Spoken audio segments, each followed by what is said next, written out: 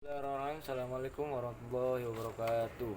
Pertama-tama, segala puji bagi Allah yang telah memberikan saya kenikmatan hidup sehingga saya bisa menyelesaikan mimpi saya pada malam hari ini, dan salam saya cerahkan kepada baginda Nabi Muhammad SAW yang telah membawa kita dari zaman jahiliyah sampai zaman Islamiyah.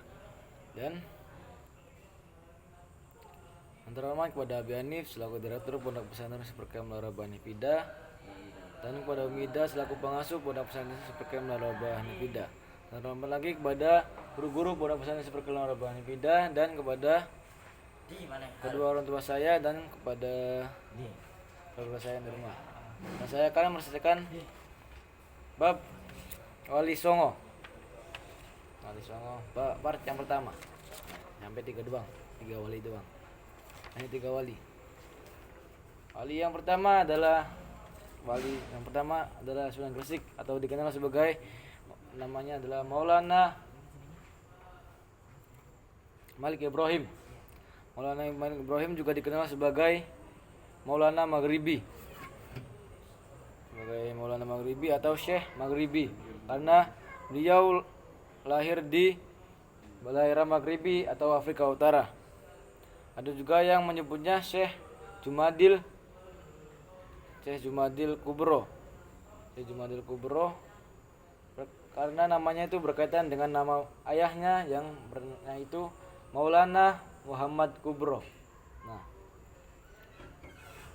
dengan kedatangan Maulana Malik Ibrahim itu adalah orang Islam pertama yang masuk ke Jawa. Karena itu kedatangannya dianggap sebagai itu permulaan masuknya Islam di Jawa. Maulana Malik Ibrahim itu menerapkan metode yang tepat untuk menarik simpati masyarakat Jawa terhadap Islam.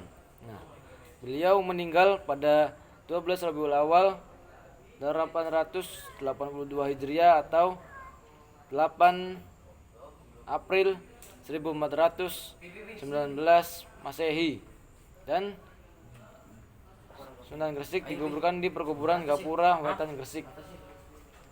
Lanjutnya ada Sunan yang kedua, yaitu Sunan Ampel. Sunan Ampel lahir di Campa, Aceh pada tahun 1401. Nah, atau dikenal juga nama aslinya adalah Raden Rahmat, dan putra dari Maulana Malik Ibrahim, dan ibunya adalah Chandra Wulan. Nah, Sunan Ampel ini adalah anak dari Sunan Gresik. Nah, dan ibunya Sunan Ampel adalah Chandra Wulan. Sunan Ampel adalah penerus cita-cita serta perjuangan Maulana Malik Ibrahim. Aktivitas yang pertama yang dimulainya adalah mendirikan pesantren Ampel Denta, sehingga ia juga dikenal sebagai pembina pondok pesantren di Jawa Timur. Di pesantren tersebut Sunan Ampel mendidik para pemuda Islam untuk menjadi dai. Antara lain para pemuda tersebut adalah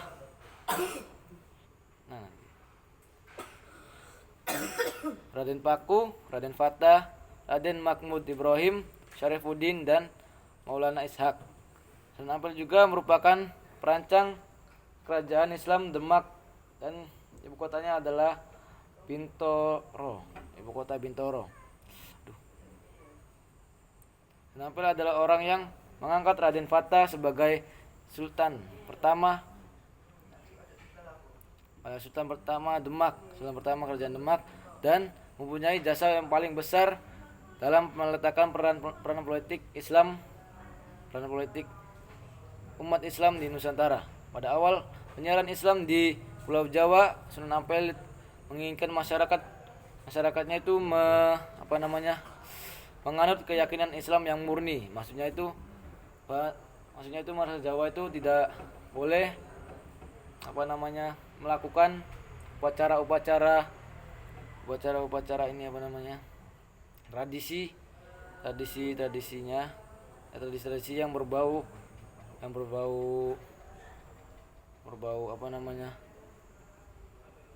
mistis atau ritualnya. Nah, Tapi para wali itu para wali yang lainnya itu berpendapat bahwa untuk sementara waktu itu dibolehkan saja karena para masyarakat Jawa itu belum bisa move on atau belum bisa masih sulit untuk meninggalkan ritual-ritual tersebut. Nah, akhirnya Sunan Ampel pun memahaminya. Hal itu terlibat persetujuan ketika Sunan Kalijaga dalam usahanya menarik umat Hindu dan Buddha mengusulkan agar adat istiadat Jawa itulah yang diberi warna Islam. Sunan Ampel setuju walaupun ia tetap mengkhawatirkan adat dan upacara-upacara tersebut kelak tidak dapat dihilangkan. Sunan Ampel itu wafat di Surabaya pada tahun 1481 di Ampel dan dimakamkan di Ampel. Selanjutnya ada yang ketiga adalah Sunan Bonang. Sunan Bonang lahir di Surabaya pada tahun 1462. Sunan Bonang itu anak dari Raden Rahmat dan saudara sepupu Sunan Kalijaga. Nah, Sunan Kalijaga ia terkenal dengan nama Raden Maulana Mahmud Ibrahim. Sunan Bonang dianggap sebagai pencipta gending pertama. Atau gending itu apa? Gending pertama dalam menyebarkan agama Islam. Ia selalu menyelesaikan diri dengan masyarakat, diri dengan kebudayaan masyarakat yang Jawa yang sangat menggemari wayang serta musik gamelan. Nah, jadi Sunan Bonang itu menyesuaikan diri dengan masyarakat Jawa yang sangat menggemari wayang dan gamelan. Nah, Sunan Bonang itu memusatkan kegiatan dakwanya di Tuban.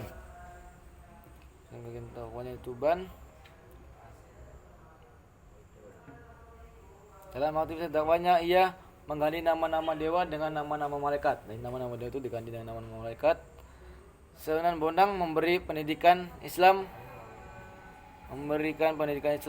secara mendalam pada Raden Fatah, putra Raja Majapahit Prabu Brawijaya V yang kemudian menjadi Sultan Demak pertama. Sunan Bonang wafat dan